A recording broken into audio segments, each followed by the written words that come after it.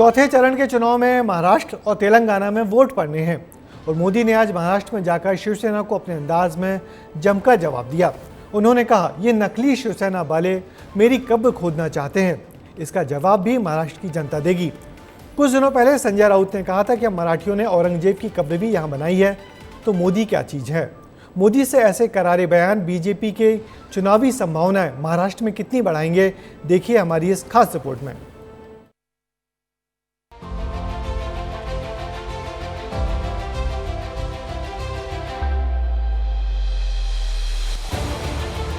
लोकसभा के चौथे चरण में 13 मई को मतदान है। अब राजनीतिक दलों के पास चुनाव प्रचार के लिए ज्यादा वक्त नहीं बचा है। सभी राजनीतिक दलों ने पूरी ताकत झोंक दी है। चौथे चरण में महाराष्ट्र की 11 सीट, उड़ीसा की 4 और तेलंगाना की 17 सीटों पर मतदान होगा और इसी के साथ कई राज्यों में चुनाव भी खत्म हो जाएगा। लिहाजा बीजेपी ने महाराष्ट्र में ताकत झोंकनी शुरू कर दी है। कहा जा रहा है कि इस बार बीजेपी के लिए राज्य में चुनाव में बढ़िया प्रदर्शन के लिए काफी कुछ दांव पर लगा है। खासकर शिवसेना और एनसीपी में टूट और अजीत पवार, प्रफुल्ल पटेल जैसे नेताओं के एनडीए की तरफ होने के बाद ऐसे में प्रधानमंत्री मोदी 400 पार का नारा पूरा करने के लिए मिशन महाराष्ट्र पर है। महाराष्ट्र के नंदुरबार में पीएम मोदी की रैली हुई, जहां पीएम मोदी ने कांग्रेस समेत तमाम विपक्षी दलों पर जमकर निशाना साधा। कर्नाटका में धर्म के आधार पर आरक्षण देने की दिशा में बहुत बड़ा कदम उठाया और उन्होंने कहा, रातों रात कर्नाटका में जितने भी मुसलमान लोग हैं उन सबको रातों रात ओबीसी बना दिया। एक ऑर्डर निकाल दिया, मुख्यमंत्री ने थप्पा मार दिया। अब हुआ क्या, जो ओबीसी को आरक्षण मिलता है उसका सबसे बड़ा हिस्सा ये रातों रात ओबीसी बन गए, उन्होंने लूट लिया। पीएम के महाराष्ट्र आने से एक दिन पहले शिवसेना यूबीटी के नेता संजय राउत ने प्रधानमंत्री नरेंद्र मोदी को लेकर एक विवादित बयान दिया था। संजय राउत ने पीएम मोदी को महाराष्ट्र की धरती में गाड़ने की धमकी दी थी। इसका जवाब प्रधानमंत्री ने अगले ही दिन उन्हीं के गढ़ में जाकर दिया। आणि त्या मातीतले हे दोन व्यापारी, औरंगजेबाचा जन्म नरेंद्र मोदीच्या गावात झालाय। इतिहास पहा तुम्ही। दाहोद नावाचं गाव आहे अहमदाबादच्या बाजूला। औरंगजेब तिथे जन्माला आलाय गुजरातमध्ये, म्हणून आपल्याशी ते औरंगजेबी वृत्तीने वागतायत। पण लक्षात घ्या, एका औरंगजेबाला या महाराष्ट्रामध्ये आम्ही काढलाय। 27 वर्ष तो औरंगजेब महाराष्ट्र जिंकण्यासाठी लढत होता आणि शेवटी त्या औरंगजेबाला आम्ही या महाराष्ट्रात गाडून त्याची कबर खणलेली आहे। तेव्हा नरेंद्र मोदी तू कौन है? ये नकली शिवसेना वाले मुझे जिंदा गाड़ने की बात कर रहे हैं। एक तरफ कांग्रेस है जो कहती है मोदी तेरी कब्र खुद देगी, और दूसरी तरफ ये नकली शिवसेना है जो मुझे जिंदा गाड़ने की बात करती है और मुझे गाली देते हुए भी ये लोग तुष्टीकरण का पूरा ध्यान रखते हैं। हालांकि संजय राउत और प्रधानमंत्री के बीच छिड़ी ये जुबानी जंग पहली बार देखने को नहीं मिली है।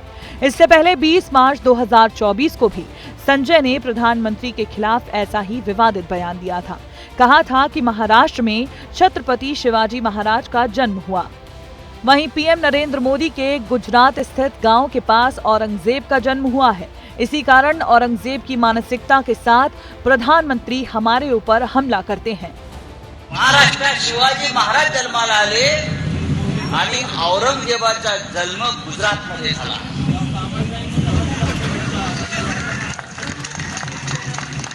गुजरातमध्ये जिथे मोदी जन्माला आले त्याच्या बाजूला दाहोद नावाचं गाव आहे, तिथे औरंगजेब जन्माला आला आणि म्हणून औरंगजेबी वृत्ती गुजरात आणि दिल्लीतून या महाराष्ट्रावर चाल करून येते आहे आणि शिवसेनेच्या विरोधामध्ये, आमच्या स्वाभिमानाच्या विरोधामध्ये इन विवादित बोल के इतर अगर बात लोकसभा चुनाव की करें तो साल 2019 के लोकसभा चुनाव के मुकाबले इस बार बीजेपी के लिए महाराष्ट्र में स्थितियां थोड़ी अलग हैं। शिवसेना के टूटने से महाराष्ट्र के राजनीतिक परिदृश्य में उथल-पुथल पैदा कर दी है। इसके अलावा बीजेपी ने एनसीपी के अजीत पवार को भी अपने साथ शामिल कर लिया है, जिनके खिलाफ बीजेपी ने कभी खुद भ्रष्टाचार विरोधी अभियान चलाया था। ऐसे में अब प्रधानमंत्री मोदी ने खुद मिशन महाराष्ट्र की कमान संभाली है। साल 2019 के चुनाव में महाराष्ट्र में सिर्फ 9 सभाएं करने वाले प्रधानमंत्री नरेंद्र मोदी 2024 में महाराष्ट्र में 18 से 20 जनसभाएं करने की योजना में हैं। तीसरे चरण के मतदान से पहले तक 12 सभाएं हो चुकी हैं। बाकी 7 से 8 सभाएं 5 चरणों तक पूरी होंगी। साल 2019 में प्रधानमंत्री मोदी ने उस निर्वाचन क्षेत्र में सिर्फ एक रैली की थी जहां गठबंधन की सहयोगी शिवसेना का उम्मीदवार था। बाकी 7 रैलियां उस निर्वाचन क्षेत्र में हुई जहां बीजेपी के उम्मीदवार मैदान में थे। लेकिन 2024 में पीएम मोदी ने गठबंधन सहयोगियों को लगभग बराबर महत्व दिया है। उन्होंने रामटेक, परभणी, कोल्हापुर, धाराशिव में रैलियां की हैं, जहां शिवसेना और एनसीपी उम्मीदवार चुनाव लड़ रहे हैं। दिलचस्प बात यह है कि इस बार भी बीजेपी ने बारामती में प्रधानमंत्री की रैली से परहेज किया है। 13 मई को जिन 11 सीटों पर चुनाव होने हैं, उनमें से 7 सीटों पर बीजेपी चुनाव लड़ेगी, जबकि सहयोगी एकनाथ शिंदे के नेतृत्व वाली शिवसेना 3 और अजीत पवार के नेतृत्व वाली एनसीपी 1 सीट पर चुनाव लड़ेगी। विपक्षी एमवीए गठबंधन इंडिया गठबंधन की ओर से कांग्रेस 3 सीटों पर, उद्धव ठाकरे के नेतृत्व वाली शिवसेना 4 सीटों पर और शरद पवार के नेतृत्व वाली एनसीपी एसपी 4 सीटों पर चुनाव लड़ेगी। चौथे चरण में सबकी निगाहें जालना सीट पर हैं, क्योंकि जालना सीट 1996 से बीजेपी के पास है। पहले तो कहा जा रहा था कि इस सीट पर मुकाबला एक तरफा होने की संभावना है, लेकिन उसी मराठा आंदोलन ने अब इस सीट पर मुकाबला रोचक बना दिया है। कहा जा रहा है कि मराठा आरक्षण को लेकर जिस तरह की स्थितियां बनी हैं, उससे सत्तारूढ़ पक्ष के खिलाफ मराठा लोगों में गुस्सा है और इसी वजह से मुकाबला अब कांटे का होना बताया जा रहा है। ब्यूरो रिपोर्ट, विस्तार न्यूज।